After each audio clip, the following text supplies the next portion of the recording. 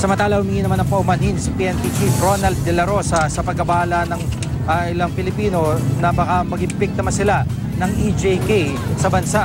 Ayon kay De La Rosa, hindi niya masisisi ang taong bayan sa kanilang nararamdaman. Pero ang ginagawa ron ng mga pulis ay hindi para sa personal na interest, kundi para sa kinabukasan ng bansa. Git ni De La Rosa, hindi nila kontrolado ang lahat ng sitwasyon, lalo na kung buhay ng pulis ang nakataya. So kung they fear for their lives, dahil nga na posible sila magiging victim sa EJK, well, that's how they feel. Pasensya na kayo.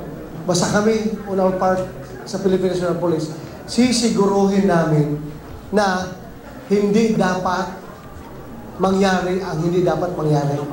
Sorry po, Lord, patawanan niyo kami. Pero yun lang ang masasabi ko, ginagawa namin ito, hindi para sa amin for whatever purpose, hindi pang personal, hindi for anything else, kundi para ito sa kinabukasan nating bayan. Pinagmalaki naman ni General De La Rosa ang excellent net satisfaction rating na nakuha ng Administrasyong Duterte sa kampanya kontra droga. Gayunman, tinawag niya ipokrito ang mga nagsasabing nararamdaman nilang hindi sila ligtas dahil sa kampanya kontra droga. Anya, walang dapat ipag-alala kung sumusunod sa batas.